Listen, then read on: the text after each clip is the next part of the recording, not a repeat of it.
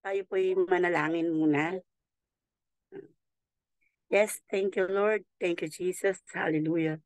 Hallelujah. Lord, maraming salamat, Panginoon, sa gabing ito, sa patuloy na pagkakaloob mo sa amin ng pagkakataon, Panginoon, upang kaming lahat, Panginoon, ay magkaisa at makaisa sa mga gawain ito, Panginoon. Lord, sa gabing ito, humihingi kami ng kapatawaran sa lahat ng aming mga nagagawang kasalanan. Lahat ng bagay na naisip, nasabi at nagawa namin laban sa iyo at sa aming kapwa. Patawarin mo po kami, Panginoon. Linisin mo po ang aming puso, ang aming isip, ang aming espiritu, Panginoon, ang aming dila, ang gawa ng aming mga kamay. Upang kami, Panginoon, ay maging karapat-dapat sa mga salita mo na maririnig namin sa gabing ito. And I pray, Lord God, na itago mo po ako sa iyong kaluwalhatian, Panginoon. Ikaw po ang magsalita para sa amin, Panginoon.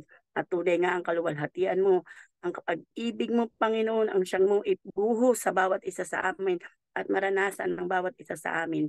Ikaw lamang ang may taas, Panginoon. At ang mga salitang ito, Panginoon, ay tumimo sa aming puso, sa aming isip, Panginoon. At ito, Panginoon, ay maisap ang buhay namin at matutunan namin sa araw-araw. Lord, maraming maraming salamat po. In Jesus' name, Amen. Gandang gabi po muli sa lahat mga kapatid. Punta po tayo sa 1 Corinthians 13, 1 and 2. Pasensya na po ang gugulo lang ako sa kapitbahay namin.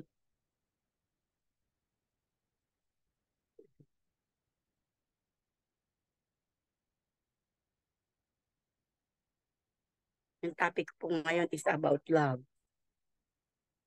Sabi po dito,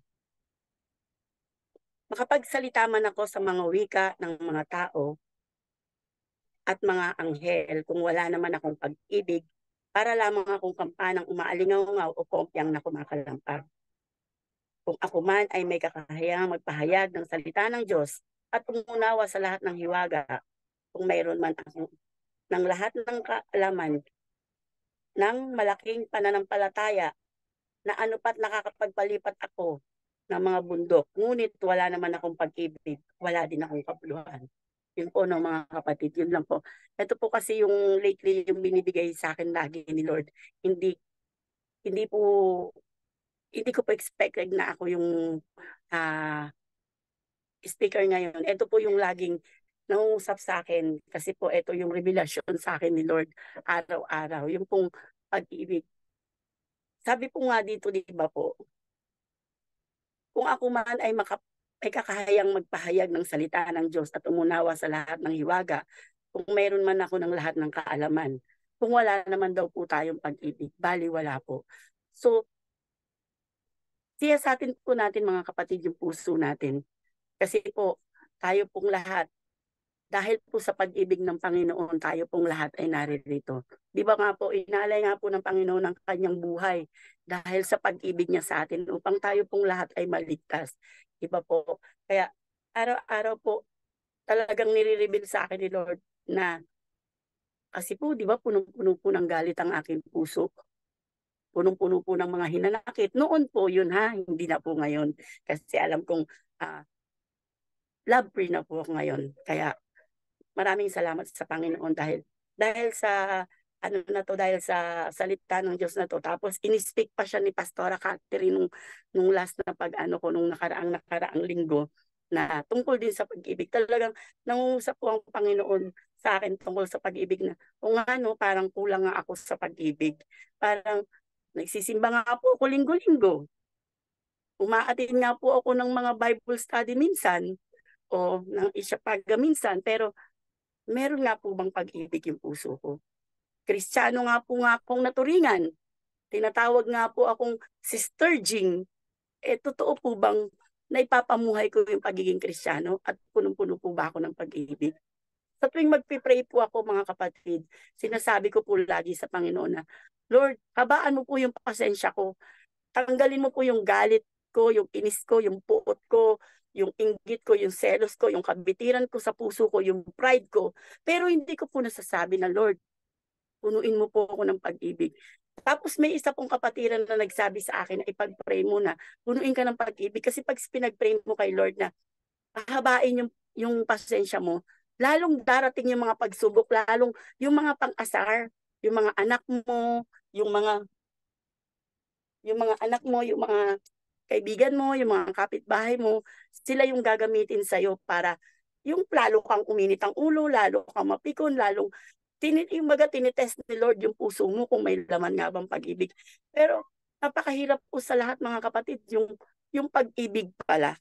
Kasi yung pag-ibig po, yun yung nagiging cause kung paano po tayong lahat makakaalis sa mga bagay na hindi natin gusto, na lagi natin pinagpipray kay Lord na ialis sa atin. Yung keyword lang po pala nun is yung pag-ibig. So, unti-unti po, binabago ko ng Panginoon. At unti-unti ko, alam ko po, unti-unti po nilalagyan ng Panginoon ng pag-ibig ang puso ko. At I pray na punuin nga ng Panginoon ng pag-ibig ang puso ko. Sabi nga po, di ba dito, ano pa't nakakapagpalipat ako ng mga bundok, ngunit kung wala naman akong pag-ibig, wala akong kabuluhan. So, ano pa po ba yung ginagawa natin? Kung nagsisimba man tayo every Sunday, umaatin man tayo every gawain, pero wala naman po tayong pag-ibig, wala pa rin po tayong kabuluhan. So, sayang lang po yung ginagawa natin. Nagsiserve po tayo sa church, nakikita tayo ng mga kapatiran natin na, uy, ang sipag naman ni ganito, o ang sipag naman, puro ka naman galit, wala ka naman pag-ibig, wala ka rin pong kabuluhan, di ba po? Wala po lahat ng bagay ng ginagawa mo. Sabi nga po, di ba, nakamtan mo man ang lahat ng bagay, di ba po? Pero sa isang kasalanan lang o sa isang ano lang, hindi ka po makakaakyat sa langit. Kaya sa pamamagitan po ng pag-ibig po, no, napakarami po. Marami pong natatanggal na pagkakasala sa akin. At saka ang dami pong nababago sa atin ng Panginoon. Tungo po tayo sa 1 Corinthians 7. Diba po? Sabi po dito, ang pag-ibig ay mapagpatawad. Napakalinaw po ng sinabi ng Panginoon. Ang pag-ibig ay mapagpatawad. Kaya po noon, simula po noon, pinatawad ko po lahat ng mga may mga nakasakit sa puso ko, nakapagsalita, naka-open sa akin.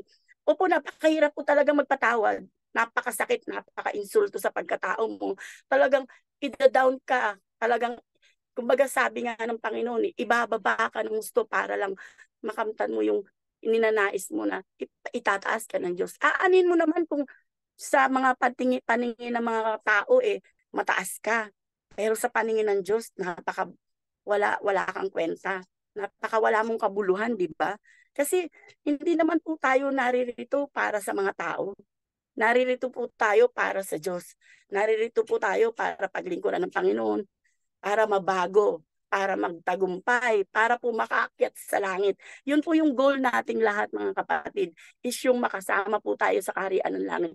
Sa tuwing magpipray nga po tayo, sinasabi po natin, di ba? Lord, gusto ko pong makapunta sa kaharian mo. Isulat mo po yung pangalan ko sa aklat ng buhay dyan sa langit. Pero paano po masusulat yung pangalan natin? Kahit sa dami po ng ginagawa natin, pero wala po tayong pag-ibig, bali wala po. Baka pagdating po ng araw, sabihin po sa atin nga, Lord, kagaya ng sinabi ni Pastora Catherine, hindi ko kayo nakikilala. Napakasakit po, di ba? Tapos yun nga po, nung nanaginip po si Sister Mary Ann, ay si Pastora Mary Ann, nung nag-soaking ako kasi service leader po ako noon, ang dami pong hadlang bago ako makarating ng church. Yung pala, ang ganda ng revelation ni Lord sa message na ibinigay ni Pastora Mary Ann nung nanaginip siya na tribulation na hindi siya makasama. Tinatanong niya si Lord. Grabe yung iyak ko noon. Kasi, Lord, paano kung tribulation na hindi ako makasama? Sabi kong ganyan. Punuin mo pa ng pag-ibig yung puso ko. Grabe yung revelasyon ng Panginoon. Grabe yung pagtuturo ng Panginoon. Tama nga po yung sinasabi ng mga nagpipreach sa atin na yung mga message po na namimiss natin, meron pong magandang mensahe ang Panginoon sa bawat isa sa atin na hindi po natin ini-expect na yun po yung pagkakataon upang magising ka, matuto ka, malaman mo, o mabago ka sa mga message na, ay, tama, di ba? Baka mamaya hindi ako makasama sa kaharian ng Diyos pagdating niya. Kaya, grabe. Kaya nga sabi ko, Lord, aanin ko yung mga pagpapagal ko kung hindi naman ako makakasama kasi wala akong pag-ibig. Start mo po, Lord, yung puso ko. na punuin ng pag-ibig. Start mo po, Lord, yung puso ko na linisin. Start mo po, Lord, akong turuan na magpatawad, Panginoon, na mapagtagumpayan ang lahat ng mga nagsasalita sa akin ng hindi tama, gumagawa sa akin ng hindi tama.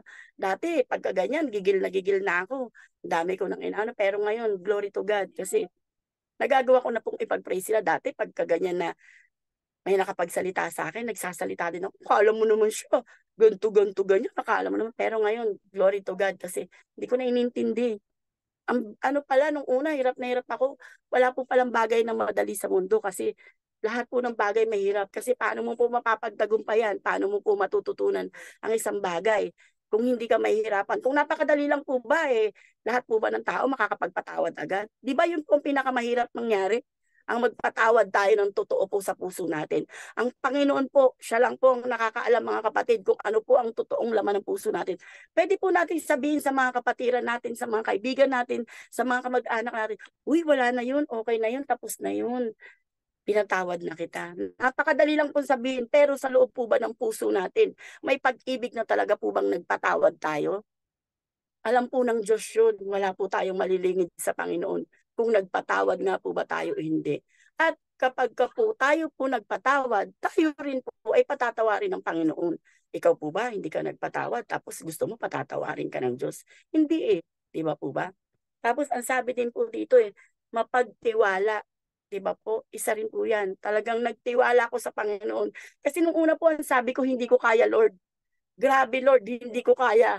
Hindi ko, nasasabi ko lang na kaya kong patawarin si ganito, kaya kong patawarin si ganyan, pero hindi ko kilala. Lord, magtitiwala ako sa iyo na babaguhin mo po yung puso ko, Panginoon. Magtitiwala ako sa iyo, Panginoon, na lilinisin mo po ang puso ko at tuturuan mo po akong magpatawad at nagtitiwala ako sa iyo lang, Panginoon.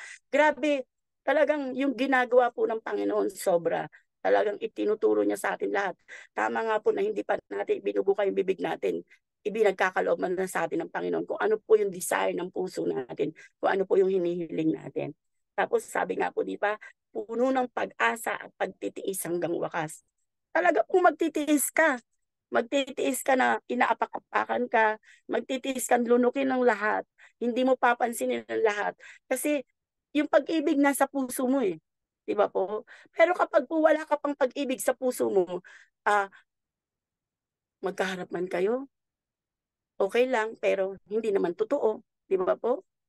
Pero kapag ka po mayroon kang pag-ibig sa puso, ano man po ang sabihin nila sa'yo, bahala na po sila. Problema na po nila yon. Basta ikaw, alam mo sa sarili mo at alam ng Diyos na nagpatawad ka at alam ng Diyos na mahal mo ang kapatid mo. Sabi nga po, di ba, mahalin mo ang iyong kaaway gaya ng pag-ibig mo sa iyong sarili.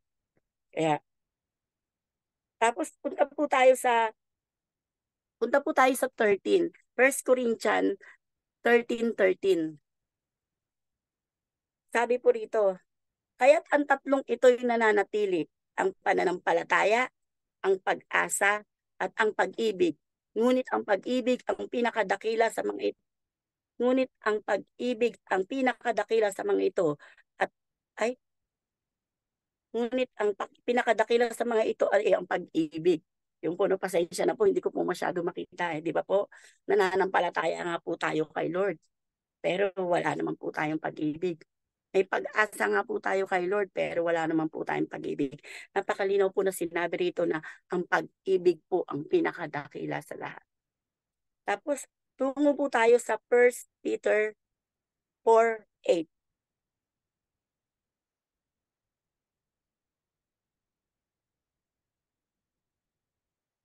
Ito po yung talagang sinabi ng Panginoon.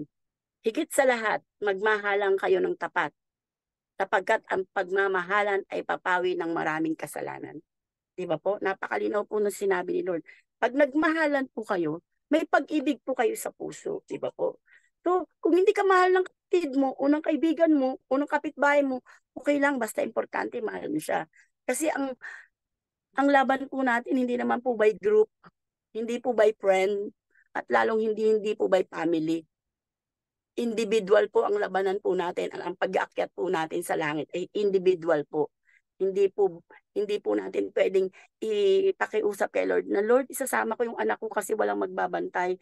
Sa langit mo na rin siya dalhin. Hindi po. Ang lahat po ng pinagdadaanan natin araw-araw, lahat po ng pagsubok natin, lahat po ng mga pagtatagumpay natin, lahat po 'yun courtesy lang natin, honor lang po natin, sa'tin lang po 'yun ibinibilang, hindi po sa ibang tao. Yung kasalanan pong nagagawa natin hindi rin po masisisi sa ibang tao 'yun, sa atin lang po 'yun, tayo lang po nagkasala. Hindi naman po natin puwedeng sabihin, "Eh, kasi Lord si ano, eh, may kasalanan kaya ako nagkasala, eh." 'Di ba hindi naman po puwede? Kahit pa si ano nagkaganito, eh, ikaw pa rin ang gumawa ng kasalanan, so ikaw pa rin ang may kasalanan. So dahil sa pag-ibig lahat ng mga nagawa mong kasalanan mako-cover 'yan. Dahil sa pag-ibig lahat ng ah, mga kasalanan pang nakalaan sa'yo, eh, nilalaan sa'yo ni Satanas na gagawin mo, tatakbo na 'yan, hindi na 'yan makakalapit sa'yo. Kasi may pag-ibig ka na, eh. Unang-una hindi ka na magiging magagalit, 'di ba po? Pangalawa, hindi ka na magiging pikon, hindi ka na magiging, matampuhin, hindi ka na magiging inggitera, hindi ka na magiging bida-bida, kasi may pag-ibig ka na, eh. 'Di ba? Hayaan mo na sila. Sila na kung anong gusto nila basta importante na gagawa mo, na ibigin ang kapwa mo, ibigin ang, kaibigan mo, ang lahat ng tao sa paligid mo. Lahat 'yun kapag nagawa mong ibigin ng lahat at mapuno ng pag-ibig ang puso mo, lahat 'yun nauunawaan mo, unti-unti mo palang mauunawaan. Kaya ngayon nauunawaan ko na siya. Nauunawaan ko na po siya paunti-unti kasi alam ko na nilalagyan na ng pag-ibig ng Panginoon ang puso ko, hindi kagaya dati grabe. Grabe po kung magalit ako, grabe po kung, mapikon ako, kung magsalita ako sa kapwa ko, grabe po, sobra po. Kaya nagpapasalamat ako sa Panginoon kasi ang hiling ko lagi sa kanya is baguhin ako. Ang hiling ko lagi sa kanya is gusto ko, Lord, makasama sa kaharian mo.